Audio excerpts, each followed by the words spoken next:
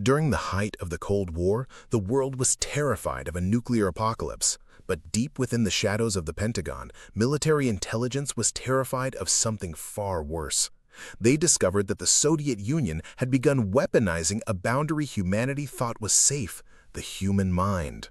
Intelligence leaks revealed that Moscow was spending millions on psychotronics, the official Soviet term for psychic warfare. Soviet scientists weren't just building rockets, they were experimenting with telepathy, mind control, and remote spying. The CIA was gripped by absolute panic. If the Soviets could read minds, America's nuclear codes were already compromised. In direct response, the U.S. government greenlit an operation so bizarre it sounded like pure science fiction. They called it Project Stargate.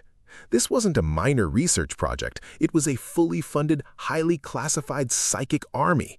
For over 2 decades, inside an old, unmarked building in Fort Meade, Maryland, a select group of men gathered. They weren't given weapons, they were given a pair of coordinates, a pen, and a blank piece of paper. Their objective? To close their eyes, project their consciousness across the globe, and describe what was hidden inside Soviet military installations. They called this technique remote viewing, and against all laws of modern science, it actually began to work. To engineer the perfect psychic spy, the military had to eliminate all external noise. They built special electromagnetically shielded rooms called Faraday cages, chambers where no radio waves could enter. Inside these cold rooms sat individuals like Ingo Swann and Joseph McMoneagle, men believed to possess anomalily high perceptual skills. The testing process, designed by Stanford Research Institute scientists, was deceptively simple yet brutal. A handler would give the viewer a set of random geographic coordinates, latitude and longitude numbers, nothing else.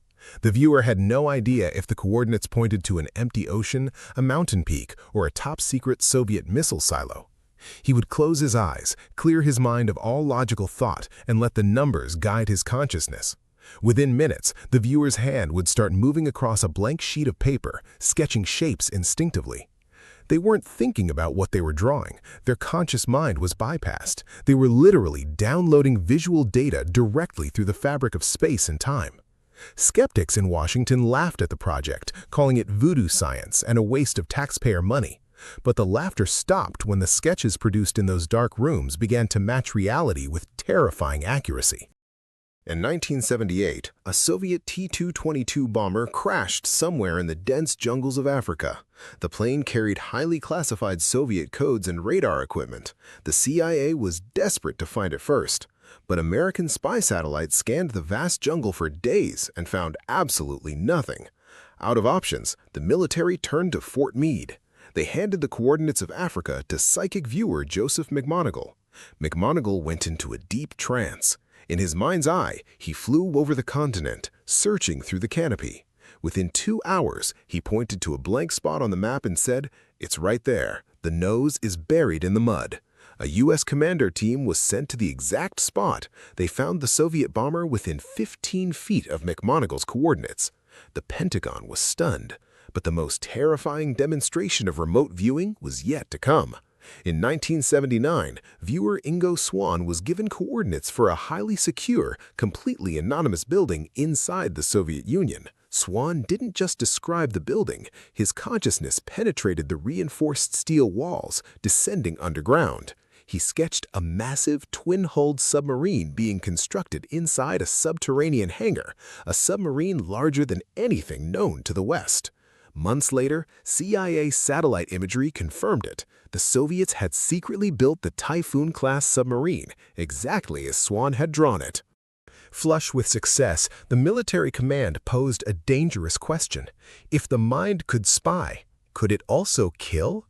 In the early 1980s, Project Stargate bled into even darker, more unorthodox sub-projects.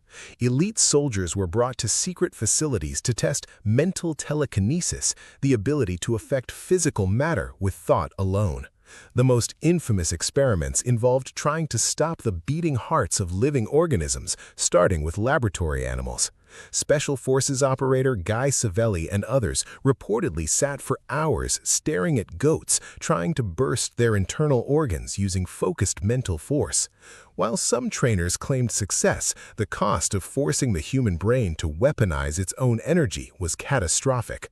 The psychic spies began suffering from severe mental fatigue, crippling migraines, and terrifying auditory hallucinations. Bypassing the logical brain to touch distant, classified realities broke something fundamental inside their minds. Several viewers could no longer separate their own thoughts from the dark, paranoid secrets they were downloading from Soviet bases. They had stared into the void for too long, and now the void was violently staring back. By 1995, after more than 20 years of operation, the Pentagon made a sudden, quiet announcement. Project Stargate was officially canceled. Management was transferred to the CIA, who claimed the project yielded no actionable intelligence. They stated that remote viewing was too inconsistent to be used in real military operations, but the timing was highly suspicious.